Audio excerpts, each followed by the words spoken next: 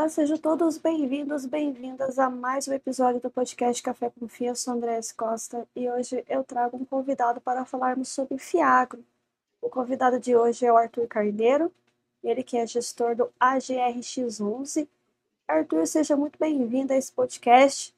Gostaria que você iniciasse se apresentando e também apresentando aí a Asset para quem ainda não conhece. Muito obrigado pelo convite. Como a gente conversou um pouquinho aqui antes, acho que é super oportuno o momento para falar sobre Fiagro. Eu estou bastante tempo no mercado, como vou falar um pouquinho aqui da minha história. Eu nunca vi uma oportunidade tão clara, aberta para os investidores. Então, acho que é um momento certo para explorar o tema e um pouquinho mais a fundo. Falando da minha experiência, eu estou há mais ou menos 20 anos no mercado. Boa parte da minha carreira eu fiz dentro do mundo de crédito, dentro de uma grande instituição de investimento, um dos maiores bancos do Brasil. Nesse período, eu trabalhei com boa parte do time sênior que está aqui na Axis hoje, então um time que já trabalha junto há muito tempo, e tive a oportunidade única da gente ver a transição da carteira de crédito desse banco. Então, era um banco que era relativamente pequeno, pouco atuante em crédito quando a gente começou. Ele foi adquirido em determinado momento por uma instituição suíça, global, com as melhores práticas de governança internacionais. A gente aprendeu muito com isso. A gente vivenciou todo o crescimento da carteira desse banco, vendo os diferentes tipos de portfólio, oportunidades, ambientes adversos, muitos, né? Então, um pouquinho de macro, que certamente vai ser tema da nossa conversa, e ao longo dessa trajetória, nos últimos 20 anos, eu acho que sempre tem algum tema muito importante, macro, acontecendo aqui no Brasil. E com isso, eu reencontrei o Bruno Licarião em 2017, que era o sócio responsável pelo jurídico desse banco. A gente discutiu bastante sobre o mundo pós-plataformas. Então, em 2017, o Itaú fez um investimento na XP, o Pactual tinha aportes importantes também dentro dessa nova área deles, e a gente via a abertura do mercado acontecendo de uma forma muito clara, e o mercado de crédito, que tinha ficado represado dentro dos bancos, na sua grande maioria, podendo surgir como uma alternativa de investimento. Então, tem uma dor de cotovelo minha antiga, que eu aplicava muito melhor o dinheiro do banco do que o meu próprio, porque eu não tinha essas opções de investimento que hoje a gente tem, e que a Axis se propôs a começar a estruturar. Então, a nossa ideia foi fazer conexões que acelerariam investimentos tanto dos investidores, né? Então, como eu poderia aplicar melhor o meu dinheiro, assim como as empresas passariam a ter acesso a diferentes tipos de estrutura, de funding, de recursos. Então, acho que é um ganha-ganha que o mercado de capitais trouxe. Então, migrando muita gente de poupança para uma série de ativos muito mais interessantes, rentáveis. E do outro lado, o empreendedor passa a ter a possibilidade de fazer operações com contraparte que tem uma visão de mais longo prazo, que consigam muitas vezes customizar aquilo e que tenham expertises distintos. Então, tem gente que entende muito do agro, tem outros que entendem muito de imobiliário, e isso vai fazendo com que o mercado muitas vezes assuma determinados riscos que nem todo mundo está disposto a assumir e que para o empreendedor é um portfólio amplo de soluções para que ele possa empreender, possa buscar alternativas de investimento e possa fazer com que o mundo real funcione de uma forma mais eficiente, aí suportado pelo mercado de capitais, que é dos rentistas, né? Aquele ambiente onde que os investidores estão ali alocando seu capital. Do outro lado, os tomadores de crédito estão empregando aquele capital no mundo real, fazendo com que as coisas aconteçam. Então, essa foi a proposta da Axis, nesse momento que o mercado vinha se abrindo para essa oportunidade. Então, a Axis nasce em 2017, um nome de execução e estruturação. A gente tem esse nome porque a gente entendia que faltava tecnologia no mercado para fazer essa conexão, para estruturar as operações, para criar um desenho de crédito que fosse robusto. O mercado de capitais até então era muito concentrado nas grandes empresas high grade, então parte importante do que vinha para o mercado vinha da própria mesa proprietária do banco. Então, os bancos originavam as oportunidades pelas suas mesas corporate, o que tinha um bom risco-retorno ficava dentro do banco, e que o risco era muito pequeno, mas o retorno também não remunerava a base de capital dele, muitas vezes virava um papel que vinha a mercado e que o mercado gostava bastante. Então, a debênture da Vale tem baixo risco, baixo retorno, mas eu sei que eu posso dormir tranquilo. E o mercado consumia bastante isso. E esse tipo de papel, até pelo baixo risco que ele possui, muitas vezes tinha uma estrutura que refletia esse poder de captação dessa empresa, o nível de competição que ela cria e o baixo risco que ela possui, de certa forma, trazendo um papel muito abrangente, sem grandes covenants, que a gente chama, sem grandes regras de como o jogo vai funcionar daqui para frente, sem olhar para a garantia, sem uma necessidade de uma gestão ativa que acompanhasse aquela empresa. Então, com essa abertura de mercado, a gente via o investidor em geral vindo para o mundo que antes estava aqui no Brasil, não nos grandes centros globais da economia, mas no Brasil ainda muito concentrado dentro dos bancos. Então, assim surge a Axis, a gestora começa depois em 2020, com uma série de fundos, um portfólio bastante amplo, que sempre focado em crédito, que traz para a gente fundos imobiliários, fundos agro, fundos de infraestrutura, previdência, fundos de crédito aberto, de special opportunities. Então, todo o portfólio de crédito, como a gente tinha esse grau de liberdade dentro da mesa proprietária, mas ajustando para o investidor risco-retorno, trazendo para o investidor isenção em determinados casos. E aí a gente vai falar um pouquinho mais do agro, como é que ele surge lá em 2020, momento oportuno, né, para a gente começar uma gestora bem no iniciozinho do Covid, e o agro ganhou muita relevância dentro da Exis nesse período.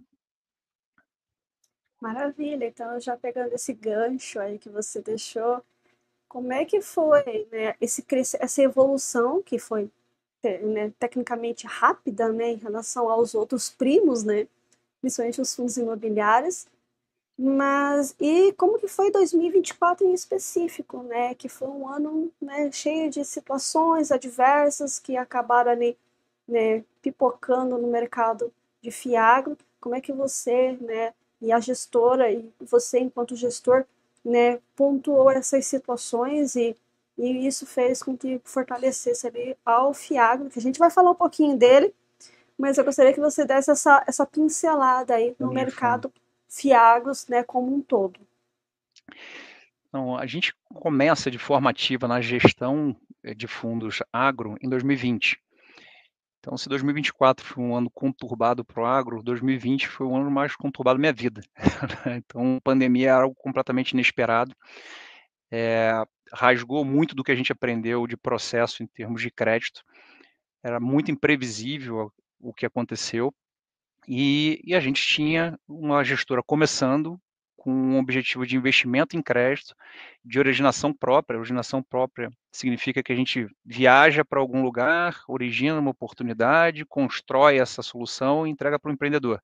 A gente estava em lockdown. Então, o sair de casa já era um dos problemas. E no crédito, você costuma olhar muito para o retrovisor para projetar o futuro. E na pandemia, o que tinha acabado de acontecer não refletia muito bem o que podia vir a acontecer no curto espaço de tempo. Então foi um momento super conturbado e a gente teve que tomar algumas decisões muito difíceis de como começar a investir. E a gente começou essa análise que a gente chama de top-down, né, uma análise macro para depois ir afunilando, olhando a parte setorial, e aí surge o setor agro de maneira muito importante. Primeira coisa que a gente pensou: problemas acontecem, o inesperado surge, e eu estou vivendo isso de uma forma muito ativa. Eu preciso de garantias, eu preciso trabalhar com uma rede de proteção importante, porque se algo fugir ao meu controle, eu tenho que ter ali o meu paraquedas na mão. E a gente começou a olhar quais são os setores que tinham garantias disponíveis de forma recorrente para que a gente pudesse desenvolver essa estratégia. Esbarramos no agro. Dentro do agro, a gente tem vários subsegmentos.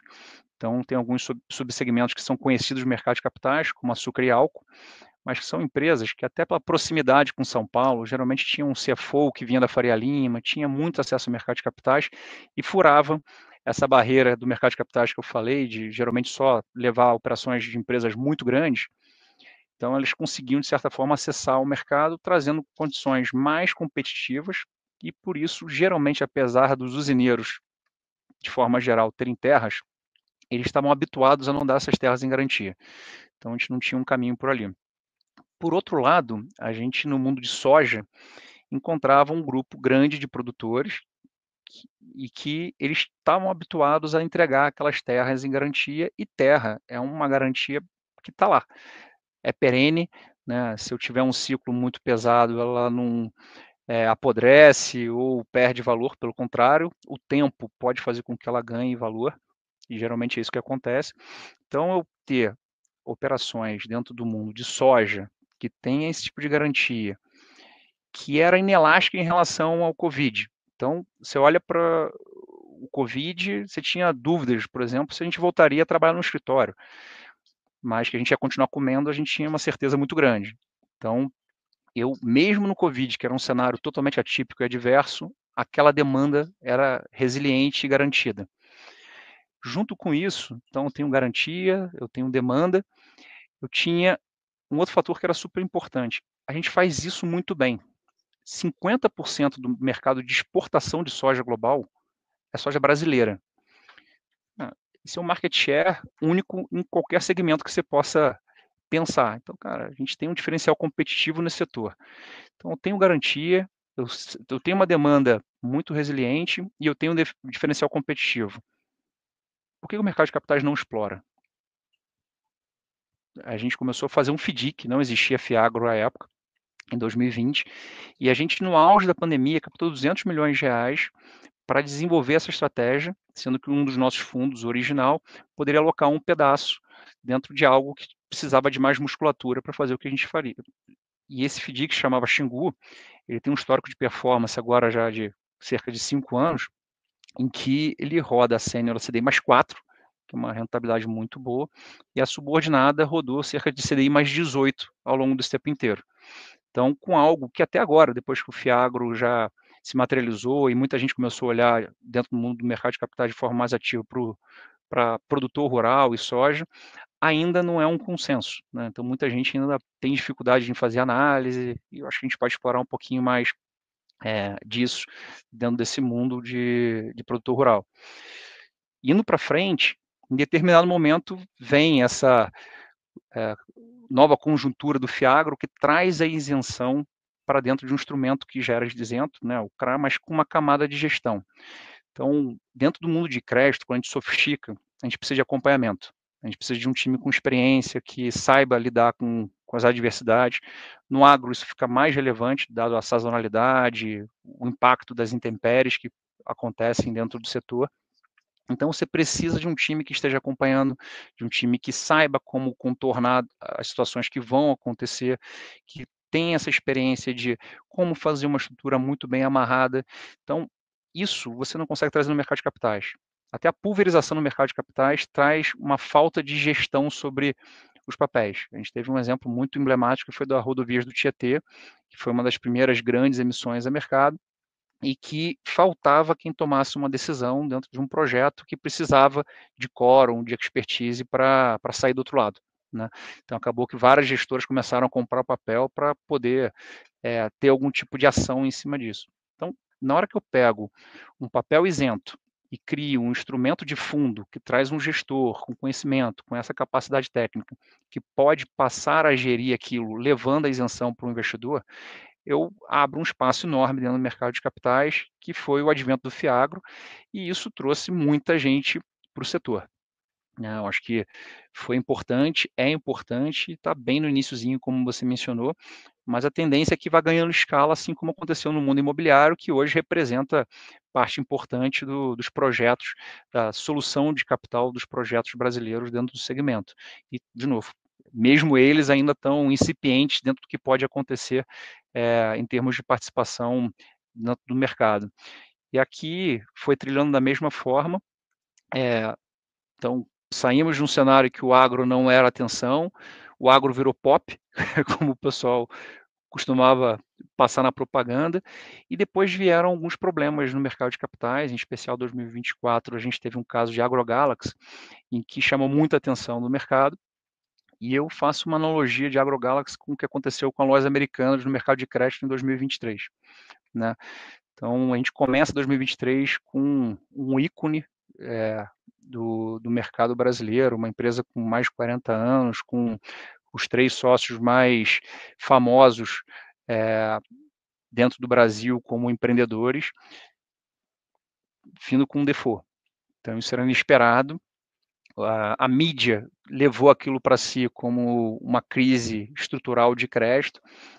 Os investidores compraram muito esse temor e saíram de crédito de toda maneira, fazendo com que os fundos tivessem que vender papéis a qualquer preço e uma sucessão de prejuízos nos fundos ao longo do início do ano, e que depois isso foi voltando, né?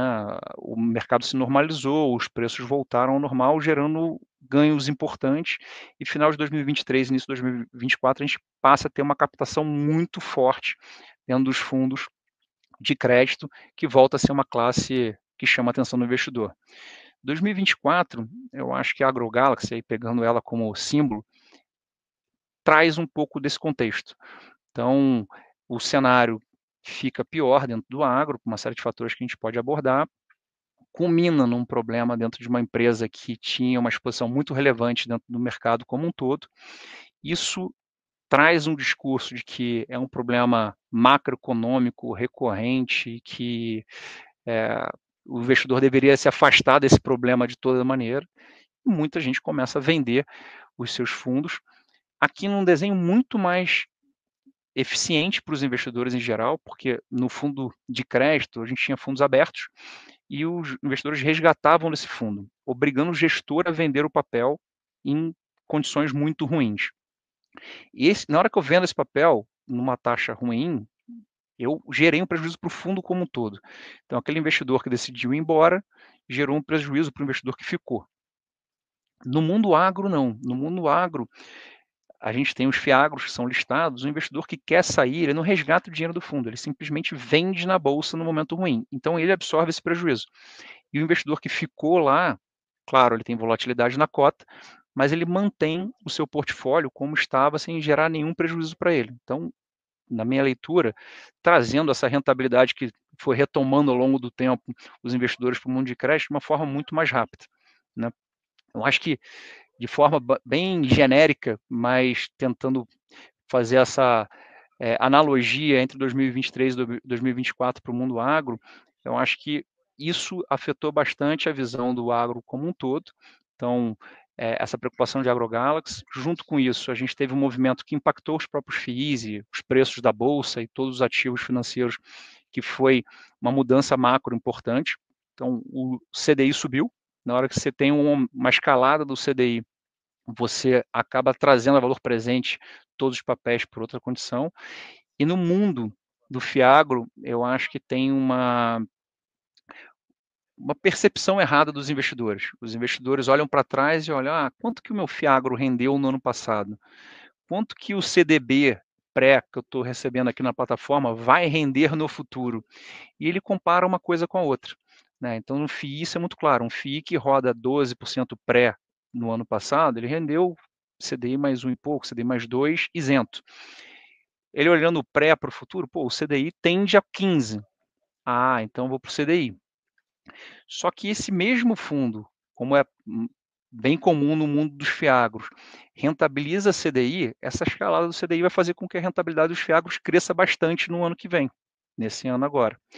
Então, a tendência é que essa rentabilidade dos fiagros cresça muito também em função desse aumento do CDI. E essa primeira percepção errada dos investidores de que o CDB está rendendo muito mais do que o meu fundo rendeu no passado, ela vai ser corrigida, e eu imagino que essa junção tanto do percepção de crédito macro quanto a percepção do CDI vai culminar numa retomada muito forte dos investidores e os preços vão se restabelecer em patamares razoáveis.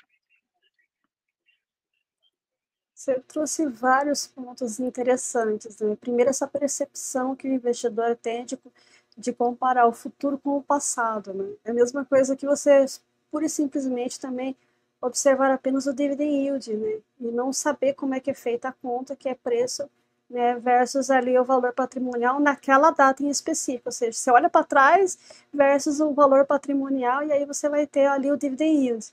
Então, é algo totalmente desconexo ali, né, em relação a esse tipo de comparação. Outro ponto que você trouxe, que é muito importante, é a questão do produtor rural e a governança existente, né, ou a necessidade de governança que se faz presente para que os produtores rurais consigam entrar nesse mercado de capitais. Então, antes da gente adentrar, né, ao fundo específico, eu gostaria que você explicasse um pouquinho, Arthur, eu acho muito interessante, enquanto gestor, o que é importante ter e como é que é feito essa conscientização dos produtores de que eles precisam ter essa governança, ou seja, eles se enxergarem também como uma forma de empresa. Uhum.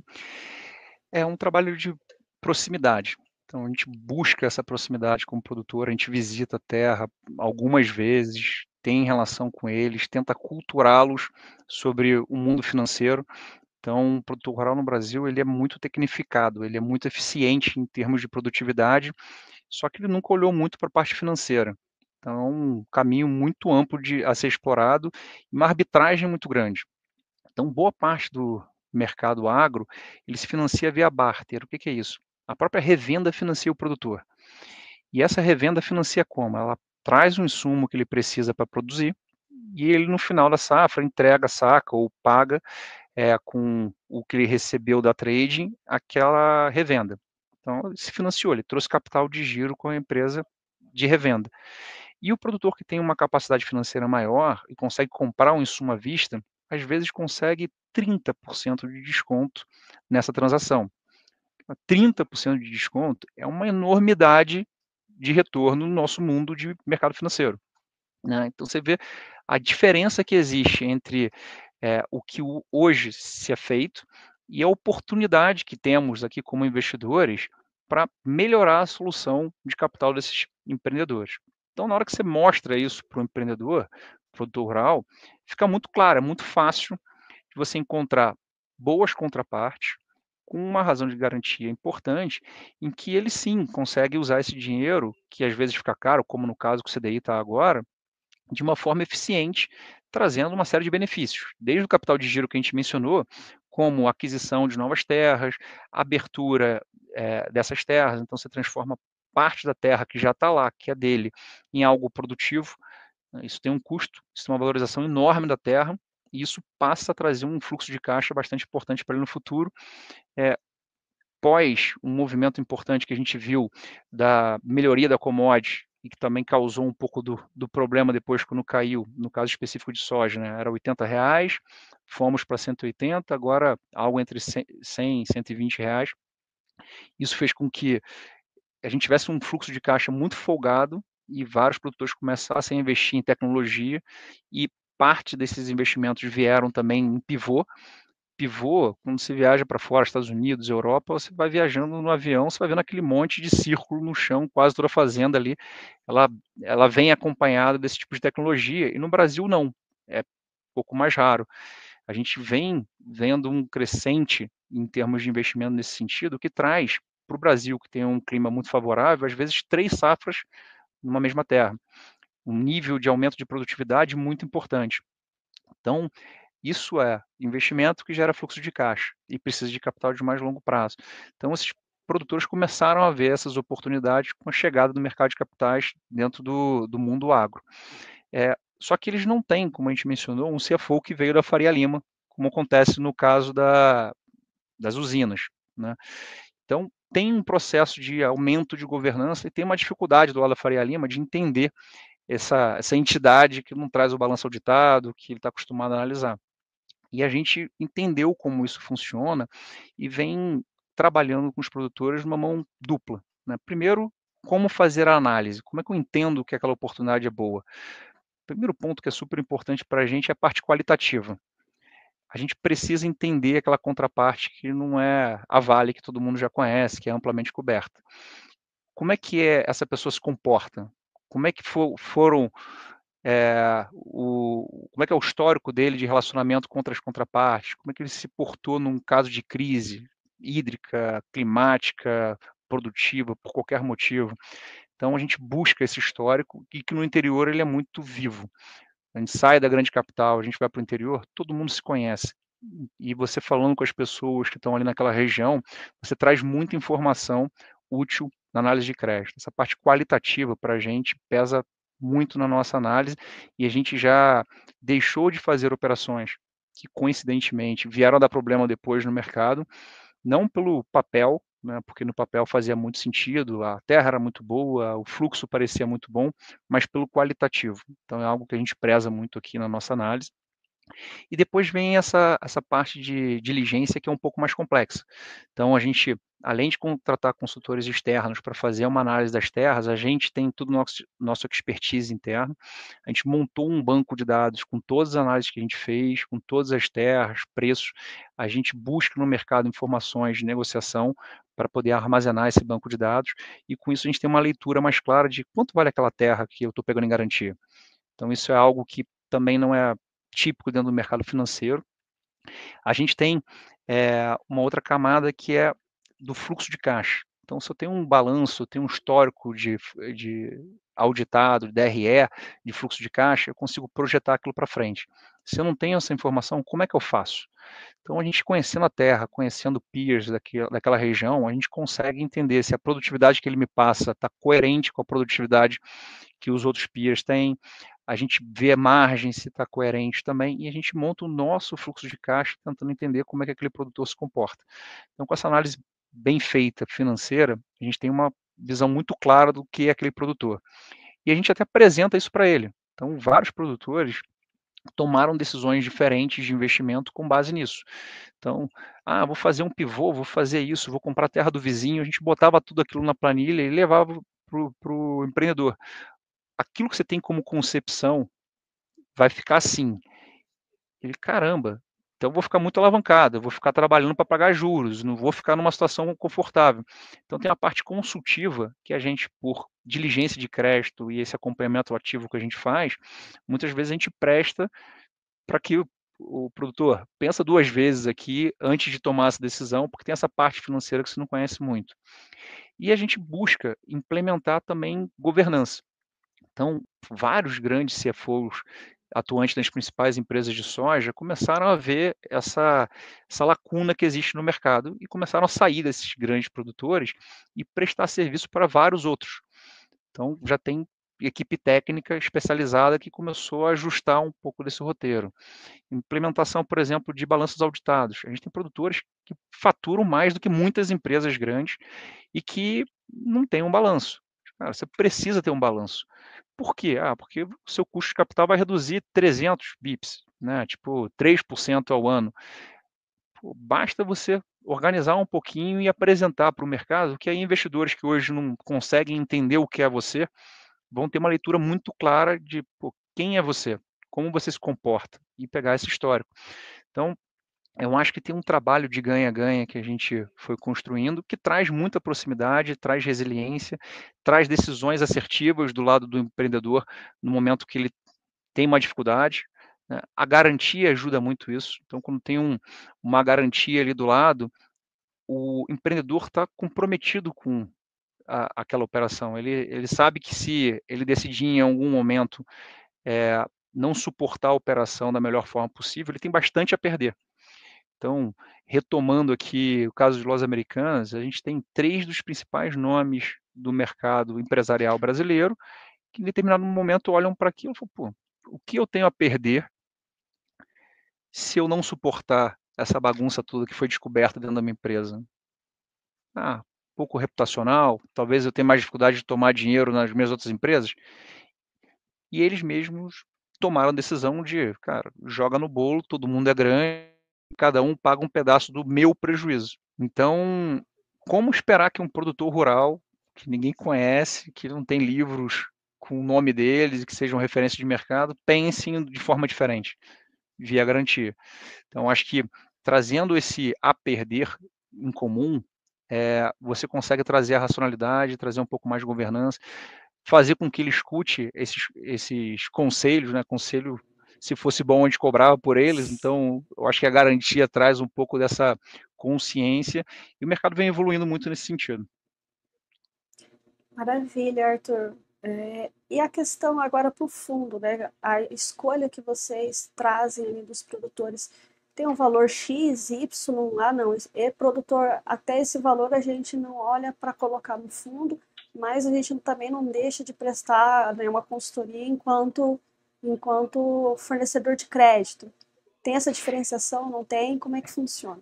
A gente não presta uma consultoria especificamente para eles nesse aspecto, a gente incentiva que eles tomem as boas decisões para que mitiguem o nosso risco de crédito. Então, nosso papel aqui como gestor é entregar o crédito, como estruturador, é criar um arcabouço importante, e a ideia de compartilhar a tecnologia financeira vem com o objetivo de diminuir risco. Se ele passa a ser auditado, se ele passa a ter mais acesso para o mercado como um todo, eu tenho mais contrapartes que estariam dispostas a dar liquidez naquele momento difícil para aquela contraparte. Então, isso mitiga risco de crédito, isso melhora a minha situação como credor.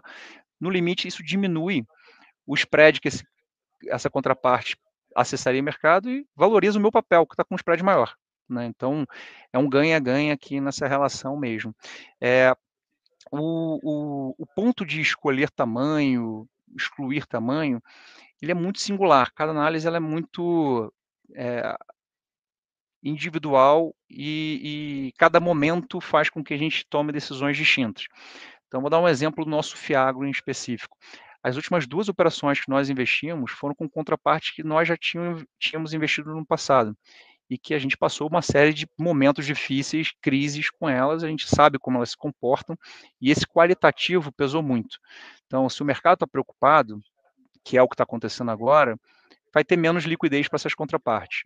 Se eu tenho menos liquidez, eu tenho maior risco de refinanciamento.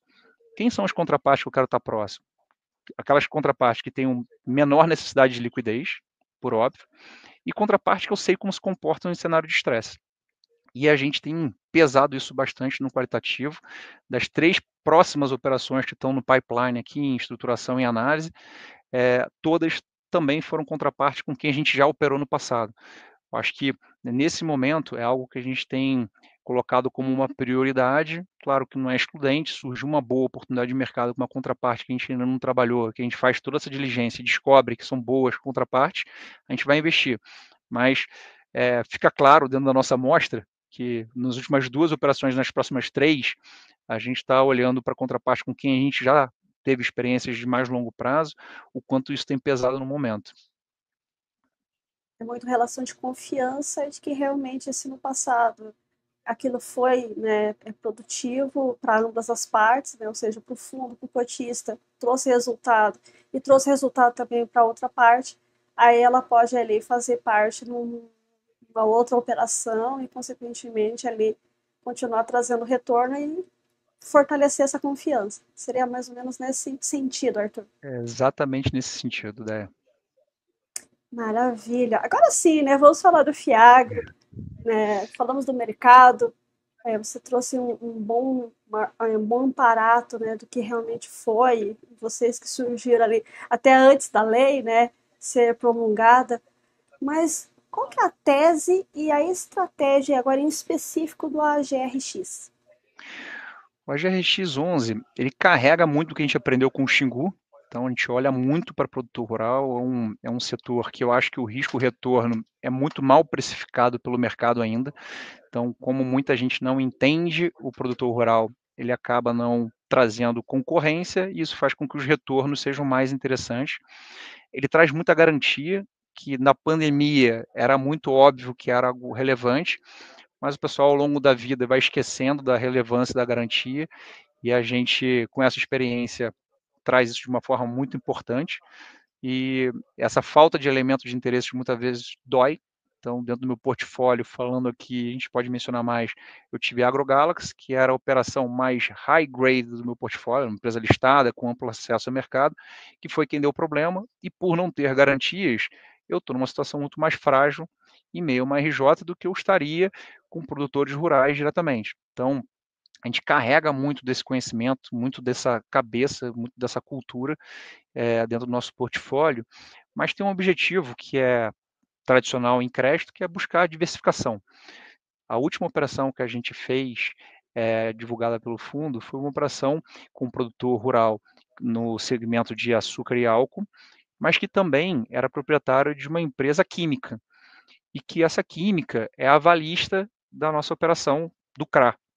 Então, eu trago, além de garantias de terra, de alinhamento de interesses, recebíveis relacionados a essa cultura de açúcar e álcool, eu trago um risco de empresas químicas que é totalmente descorrelacionado com o restante da carteira. Até por isso a gente fez uma exposição que é maior do que o restante da carteira, porque eu tenho mais conforto, eu tenho mais diversidade de risco e as situações que podem vir a ocorrer dentro do agro ou de qualquer um dos segmentos de atuação. Então, eu vou dentro do AGRX11 buscando essa diversificação. Então, lá dentro, além de químico, eu tenho uma engarrafadora de Coca-Cola, eu tenho operação de geração distribuída, e isso vai compondo o portfólio de uma maneira que o risco fica mais pulverizado, disseminado. Dentro do agronegócio, a gente também busca uma diversificação geográfica. Então, quando a gente apresenta nosso relatório, a gente coloca um mapa para deixar claro como a gente diversifica isso dentro do Brasil como um todo. Então, se eu tenho um laninha, que aconteceu no último ano, eu tenho a parte do sul do Brasil sofrendo mais, e a parte norte, nordeste e centro-oeste, norte do centro-oeste, muitas vezes até tendo condições melhores de chuva e tudo mais. Então, quando eu diversifico geograficamente, eu melhoro o meu portfólio como um todo, e essa é a ideia do AGRX11, buscando bastante alfa, né, retorno, via operações que tenham originação própria. A gente acredita muito que eu chamo de beber água limpa, é encontrar a oportunidade, entender o problema e trazer a solução. Então, quem faz isso geralmente consegue a melhor garantia, consegue a melhor estrutura, consegue o melhor retorno. Então, a gente foca bastante nisso. Operações como a AgroGalaxy, por exemplo, que a gente comprou de mercado, reforça esse conceito. Né? As outras operações que, em tese, são menos óbvias, como produtor rural, são menos conhecidas do mercado como um todo, trazem mais retorno, deram menos problema. Então, só reforça a nossa tese principal do AGRX11, onde que a gente tem grande parte do nosso portfólio em alocações próprias, olhando para a garantia de uma forma bastante atenta e estando próximo das contrapartes, tendo ali o controle daquele relacionamento via uma interação e via esse qualitativo que eu mencionei. Ou seja, a priori, né, existe essa questão de ter empresas também, né, não é só produtor rural, então isso acaba ali descorrelacionando, né, em relação ali ao risco-retorno, e também a questão do geográfica, né, que é muito importante. Principalmente, né, quando a gente fala de produtores rurais, né? Sem dúvida. Tem um fenômeno, tem o El Niño, a Laninha, então já sabe, naquela região vai sofrer um pouco mais, então a gente já sabe quais vão ser os pormenores que vai ter ali, e na outra região vai ser muito mais favorecida, vai ter mais chuva, ou seja, a produção vai ser, né, desde que tenha no tempo certo também, né? O que a gente não pode controlar muito, mas a gente pode ali meio que prever mais ou menos o que pode acontecer e medir a produtividade também, né, Arthur?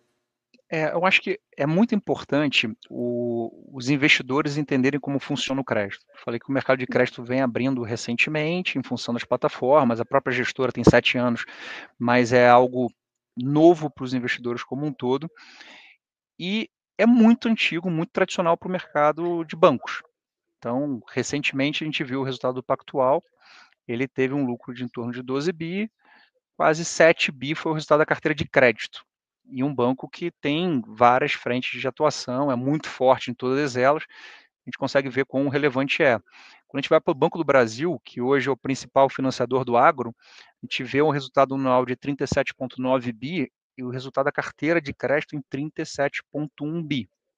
Então você vê como o crédito é relevante dentro de uma instituição como essa. E esse lucro eu acho que ninguém ia ficar triste de ter, concorda? Então é bastante lucro em instituições que, no caso de uma pública, talvez não sejam as mais eficientes, então tem muita oportunidade dentro disso no Banco do Brasil, vivendo toda essa sazonalidade que o agro pode trazer. Então a gente entende que a oportunidade está lá, o retorno também, falta um pouco de conhecimento no mercado de capitais. Por exemplo, semana passada saiu no Valor uma reportagem que é muito emblemática. Enquanto todo mundo está preocupado com o agro, as cotas na bolsa estão super desvalorizadas, saiu uma reportagem que Santander, Bradesco e Itaú estão com planos de aumentar a sua carteira de crédito no agro. Sinal de que quem entende de crédito, que são eles, estão indo na contramão dos investidores. Então a oportunidade está lá, basta a pessoa ter conhecimento técnico para identificar que ela está lá, latente, pronta para ser absorvida. E é como a gente encara. Eu acho que, olhando para a soja, a gente saiu de um momento um pouco mais conturbado, que foi dessa queda do preço, que fez com que muita gente, por falta de governança, tivesse perpetuado aquele fluxo de caixa, né? Estou ganhando muito dinheiro esse ano, então vou ganhar muito dinheiro para sempre. Alguns certamente cometeram esse erro e isso pesou.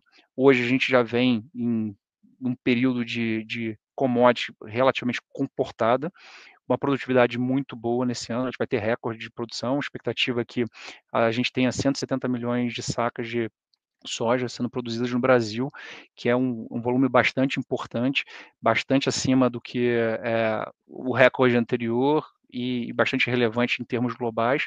Então, imagino que o pior dentro da soja já tenha passado. Açúcar vive um momento muito bom. A gente vinha conversando sobre o café exuberante, cacau muito bom. Então, se for olhar várias outras culturas, a gente vai muito bem, enquanto aqui Yamal também está no momento bom. Então, a oportunidade está clara, está latente. Os bancos já vêm absorvendo, buscando retorno com isso. E para o mercado de capitais, entender duas coisas importantes. Dentro de um portfólio de crédito, mesmo todos esses bancos com a experiência que possuem, tem provisão. Então, haverá problemas de crédito. Vai haver uma provisão, vai ter um caso que talvez eu não consiga recuperar todo o dinheiro. Isso faz parte do negócio de crédito. Apesar disso, os bancos continuam de forma sucessiva tendo lucro, num ambiente que é sempre muito conturbado no Brasil. Então, eu falei que tenho 20 anos de experiência, todo ano tem um Caminhoneiros, um Wesley Day, uma Lojas Americanas, uma AgroGalaxy, uma guerra na Rússia, um Covid, e eu posso ficar falando aqui. E o único ano que eu lembro que não tinha nada de errado foi 2007, foi a época que o Ike fez vários IPOs, e 2008 foi o que foi, um pouco por causa da euforia de 2007. Então, quase todo ano você tem um cenário que tem algumas nuvens ali que prometem trazer alguma turbulência. Então, eu acho que isso é o CNTP. De novo, os bancos continuam performando em todos esses anos, independente desse cenário adverso. Acho que o mundo de crédito precisa um pouco dessa experiência, o mercado de capitais como um todo, para poder entender. A provisão existe, o resultado vem apesar da provisão. Eu já falo do resultado do AGRX 11. Junto com isso, um outro fator que é muito importante dentro do consciente do público em geral eu vi que tal empresa teve um waiver, eu vi que chamaram uma assembleia. A assembleia não é default, a assembleia não é problema insolúvel. A assembleia é correção de rumo. Então, eu tinha uma expectativa de produzir 68 sacas por hectare, como aconteceu esse ano de forma muito boa em algumas partes do Centro-Oeste, já aconteceu a produtividade. Veio um evento climático e isso caiu para 45. Mudou. Como é que eu trato isso? O que, que eu faço? O gestor tem que estar ali próximo para entender. Pô, cara, eu vou talvez ter que reperfilar um pedaço do dinheiro que eu ia receber esse ano, e para isso eu vou exigir alguma contrapartida. Às vezes eu vou pegar um pouco mais de garantia, que vai me deixar mais tranquilo. Às vezes eu vou aumentar minha taxa. Não, tudo do jeito que está, tá bom, mas o risco aumentou. Produtor, você entende que piorou a sua situação? Você está disposto a pagar um pouquinho mais para ter essa liquidez no momento que foi adverso para você? E a garantia traz essa consciência, essa racionalidade na discussão. E você consegue reformular a coisa de tal maneira que a rota seja ajustada indo para o mesmo rumo. Então, essa gestão ativa dos gestores, dos profissionais de crédito, ela é muito importante, ela faz a diferença e não deve ser encarada pelo mercado como um problema, simplesmente como a gente chama aqui como business as usual, né, como os bancos fazem, sempre fizeram e continuam mostrando aí retorno muito importante relacionado a isso.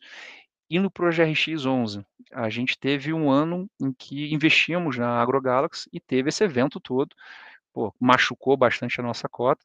Num cenário que deu tudo errado, que eu tive provisão, tive problemas de crédito, etc., eu tenho 14% de retorno isento e na conta mais fair possível. Se eu fizer dividend yield, como o pessoal fala, eu pego a cota atual que está super desvalorizada e eu mostro um retorno acima de 17. Não, eu peguei o investidor que tinha minha cota lá no início do ano e foi ali com a política certinha de reinvestir tudo que recebia, um retorno de 14%, no cenário em que deixei de pagar um mês a distribuição de dividendos, acumulei bastante capital. O fundo, no último fechamento, a gente divulgou 9 centavos de reserva de distribuição futura, justamente para homogeneizar isso no tempo. A gente entende, por tudo que aconteceu, que o investidor prima por isso. Nesse último relatório, a gente colocou 2 centavos também que ganhamos com pré-pagamento de uma operação do fundo, que entra como um retorno adicional, então já compondo quase que 11 centavos, que foi o que foi distribuído, de reserva dentro de um fundo, mostrando ali o robustez num cenário novo que foi dos mais conturbados. Então, acho que essa visão de portfólio que fica muito clara quando você analisa o resultado de um banco, a gente, ao longo do tempo, como investidor, vai começar a replicar isso para as carteiras de crédito, para os portfólios, seja do Fiagro, seja do FII, e ver que, apesar dos problemas, a rentabilidade continua importante, principalmente com um olhar de longo prazo. E aí eu acho que a carteira de crédito do brasileiro vai começar a ter o tamanho, a expressão que você tem lá fora, né, em mercados mais desenvolvidos. Se os bancos eles estão olhando cada vez mais para esse mercado, é porque tem ali boas oportunidades, né? Então, basta que os investidores também comecem a analisar ele como de uma forma, eu diria, mais técnica, mais oportunística, né? Do que realmente olhar pura e simplesmente o valor que está ali no secundário, ou por coisas pontuais que acabaram acontecendo e que acontece também em outros, né, nos outros fundos de investimento. Mais ou menos essa é a visão. Falando sobre esse plano de fundo, se tem um banqueiro de investimentos que lidera uma área de investimentos, uma empresa que foca em investimentos, e grande parte do resultado que ele obtém, e grande parte do capital que ele possui é investido em crédito, porque nós, investidores tradicionais, pessoas físicas ali no CPF, não teríamos esse mesmo tipo de alocação na nossa carteira. Então, isso é uma pergunta que eu costumo fazer e eu nunca vi uma resposta que não me levasse a investir mais em crédito, né? Junto com isso, vem o ponto da oportunidade que você mencionou. Então, quando eu olho para o meu Fiagro em específico, eu vejo um desconto em tela que dá 25%, 30% em relação ao valor de face, o patrimonial, né? Esse patrimonial já com uma gordura em cima. Então, a última cota, ele já tinha 9 centavos de gordura e já anunciei que tenho mais 2 centavos de gordura vindo desse pré-pagamento. Então, eu já estou acima dos R$ 10, que seria a base da patrimonial, trazendo uma gordura de praticamente um mês de distribuição, que é uma gordura bastante importante. A carteira, e a gente coloca isso no nosso relatório também, com esse desconto, ela passa a rodar o equivalente a CDI mais 17. De novo, a carteira, com o nível de desconto que o mercado aplica, é como se eu tivesse comprado um portfólio de ativos que rendessem CDI mais 17. Então, quando eu compro o meu fundo hoje, eu tenho esse portfólio. Se a cota não retornar, quer dizer que eu tenho esse nível de rentabilidade dentro da minha alocação. Não faz sentido os investidores em algum momento olharem essa rentabilidade e não começarem a retomar os investimentos de uma forma muito ativa. Então, pode ser que ele volte para patrimonial. Se ele voltar para patrimonial, eu ganho quase que 30% de retorno só na valorização da minha cota. Se isso acontecer em 6 meses, que foi o caso da Lojas Americanas, né, entre acontece Lojas Americanas, pânico no mercado, o mercado começa a ver que, opa, esse negócio de crédito está rentabilizando bem de novo, deixa eu ir para ele, eu tenho esse 30% acontecendo na metade do ano. Fazer conta de padeiro, eu tenho um retorno anualizado de 60% naquele meu investimento. Eu, como falei no início da nossa conversa, nunca vi em 20 anos uma oportunidade tão clara de investimento quanto essa. Tipo, num lado eu posso ficar rendendo o CDI mais 17, do outro pode ser que eu receba 60% de retorno em 6 meses. Então, acho que é algo que é transitório, está dentro desse desenho pendular que o mercado de capitais acaba tendo, até por falta de maturidade de alocação de portfólio. Muitas vezes eu não conheço, fico com medo, sigo a manchete de jornal e faço movimentos ali pouco profissionais ou pouco pensados, muito mais com um sentimento de que aqui existe um risco, né? Então prefiro perder dinheiro agora e sair.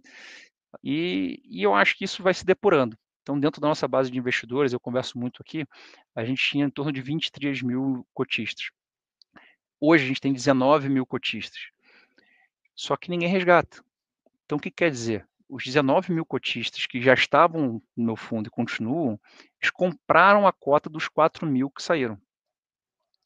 Então, eu já tenho uma parcela muito importante dos meus cotistas que entendem esse movimento e que estou confiante que vão ganhar muito dinheiro com esse movimento, dado o retorno que eles têm na carteira atual, o preço que eles compraram e possivelmente com a valorização que alguns investidores que vão começar a ver essa oportunidade mais à frente, vão querer absorver também, eles terão aí com a valorização das cotas. Você tocou um pouquinho em relação à carteira.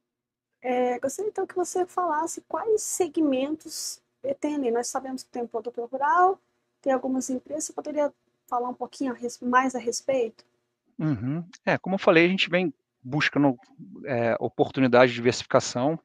Uma das principais exposições que nós temos hoje nessa indústria química, então uma empresa que a gente fez a operação lá em 2020, no auge da pandemia, uma empresa que tem foco no setor de construção civil e automobilístico. Então, basicamente, quem precisa consertar o seu carro, fazer manutenção, usa ele. Quem está fazendo reforma em casa, usa ele. No início da pandemia, a gente teve um movimento em que as duas coisas ficaram congeladas. Então, ninguém mexia em casa, coisa que depois foi mudando, e também ninguém usava o carro. Então, ninguém quebrava, precisava consertar, fazia manutenção naquele carro, e ele ficou quase que no apagão dos dois principais negócios da empresa. E o empreendedor, com quem a gente se relaciona desde então, começou a fazer álcool gel. Então ele viu uma demanda de mercado, viu que ele era numa indústria química, ele falou, pô, por que, que o álcool já está tão caro? Ah, porque tem um espessante do álcool que ficou super caro. Mas o álcool das usinas, que ele também é produtor rural, trabalha dentro do ambiente de açúcar e álcool, que eu tenho muito acesso, não subiu isso tudo. Então o problema está no espessante. Ele desenvolveu uma maneira de transformar o álcool em álcool gel que usava outra tecnologia que não a que foi mais utilizada no mercado e ganhou dinheiro como nunca na empresa e foi uma operação que a gente fez de crédito com ele à época e o relacionamento se construiu nesse momento. A gente viu como a empresa trabalha na diversidade, a gente viu a forma séria com que ele atua, mesmo num ambiente super complexo, que foi muito adverso, e isso trouxe uma relação de confiança que hoje traz uma nova operação para essa empresa, num outro cenário, encapsulado dentro de um CRA. Então é uma experiência diferente, que traz um pouco desse relacionamento do qualitativo que eu mencionei, diversificação de risco, porque eu estou num ambiente agro, falando de soja, de clima, de uma série de coisas, e aqui, além desses componentes do açúcar e álcool, eu trago riscos de mercado de carros e a sua manutenção, e o mercado construção e a sua manutenção. Então, é um risco totalmente diferente. A gente também tem uma oportunidade importante com o produtor rural que decidiu diversificar risco e começou a fazer projetos solares. Então ele fez um projeto solar importante na fazenda dele para venda de energia num processo de geração distribuída convencional. Energia é muito legal. Foi um dos cases em que a gente começou a investir de forma ativa dentro da pandemia e respondeu aquelas perguntas, né? O que eu faço agora num cenário de crise tão importante? Então eu junto um projeto de geração distribuída importante com que a gente chama de off-takers, né, com contrapartes que estão comprando aquela energia que são muito fortes em termos creditícios, com uma garantia externa que é a fazenda. Então eu tenho risco de energia eu tenho fazenda com um produtor rural com quem a gente também se relaciona desde o início da Ex, a gente conhecia da qualidade de crédito, nunca tomava crédito com a gente, que fazia tudo capital próprio, então ele é 100% desalavancado, e que por esse novo negócio que ele resolveu desenvolver, surgiu uma oportunidade de a gente pegar esse qualitativo, esse relacionamento, esse arcabouço importante de garantias e fazer uma operação que remunera bem e diversifica bem o nosso risco. A gente fez uma operação também, uma empresa de engarrafadora de Coca-Cola. Engarrafadora de Coca-Cola, no geral, tem uma margem muito importante, são empresas que já estão há bastante tempo com esse mandato, isso fez com que os grupos econômicos ficassem muito fortes e investissem em vários outros setores, então tem um risco de crédito muito baixo. Da minha carteira, a operação com menor taxa, e eu acho que é um dos melhores riscos do retorno, porque o risco realmente é muito baixo e diversifica o portfólio como um todo. É claro, bastante produtor rural, né? Então a gente tem ali de forma bem diversificada dentro da carteira produtores rurais focados em soja, milho, algodão, especificamente usando essa experiência do Xingu. A gente tem um pouquinho do Xingu, que está na sua fase de desinvestimento, está bem no finalzinho do fundo. A gente tem operações de açúcar e álcool, que é bastante recorrente dentre os fiagros, com contraparte que geralmente trazem algum tipo de conforto adicional, então um contrato que a gente pega em garantia, uma operação que a gente consegue colocar um pouco mais de robustez em relação a uma operação típica de mercado. Então, a gente aproveitou essas oportunidades e é um setor que está vindo de um período bem longo de safras boas, de preço bom, e os balanços estão exuberantes, né? Eu nunca vi balanço de usina tão bom quanto está hoje em dia, e a gente também absorveu um pouco disso no nosso portfólio. A gente tem algumas empresas da cadeia do agro, então, tem empresas que esmagam soja, que estão envolvidas de alguma maneira dentro do segmento, como o caso de AgroGalaxy, era uma revenda, então, menor escala, mas tem ali, como engenheiro eu chamo de segunda derivada, mas estão não na parte produtiva do grão, mas estão dentro da cadeia, indo um pouquinho mais para a parte industrial. Então, acho que é um portfólio que a gente busca ser abrangente, ser diverso, com o risco mais pulverizado possível, e a ideia é que o fundo, ao longo do tempo, possa absorver oportunidades de mercado e continuar esse processo de diversificação de portfólio. Então, falamos aí do mercado de FIAG, vocês que estão aí desde os primórdios, até essa estratégia do fundo, a carteira, a questão é do desconto da cota no secundário, né, que está desproporcional, mas que espera-se que volte, né? A questão também, aí você comentou em relação à AgroGalaxy e como é que ela está ali no, no portfólio, como que foi o impacto, né, dessa situação. Então, eu gostaria que você falasse das suas perspectivas, né, de 2025 em relação aos fiagros, de toda essa sua expertise desse mercado, como é que você está enxergando 2025? Acho que 2025 é um ano exuberante para o Fiagro, é um ano de retomada, a gente tem muito menos dinheiro disponível dentro do segmento, o que faz com que essa queda na competição faça que surjam oportunidades. Então, provavelmente vou pegar melhores contrapartes, com maior taxa, com mais garantia. Então, essa safra de novas operações é uma safra muito positiva para a gente. O segmento, se a gente for pegar um a um, boa parte já vem num histórico positivo ou está no momento muito positivo. A soja, que foi o highlight negativo do último ano, está no momento muito positivo nesse ano, então as coisas já se recuperaram, já se restabeleceram, então fica muito claro distinguir quem que não soube aproveitar o bom momento da soja para fazer bons investimentos e manter uma estrutura de capital equilibrada, então você pode separar e alocar o capital só naquelas pessoas que são mais conservadoras, e essa proximidade deixa isso muito claro, né? Aquele qualitativo que eu falei dezenas de vezes ao longo da nossa conversa, fica muito forte quando você tem uma crise próxima. Então, eu acho que é mais fácil de achar as boas oportunidades, vão ser mais recorrentes, a competição é menor, então a alocação tende a ser muito melhor.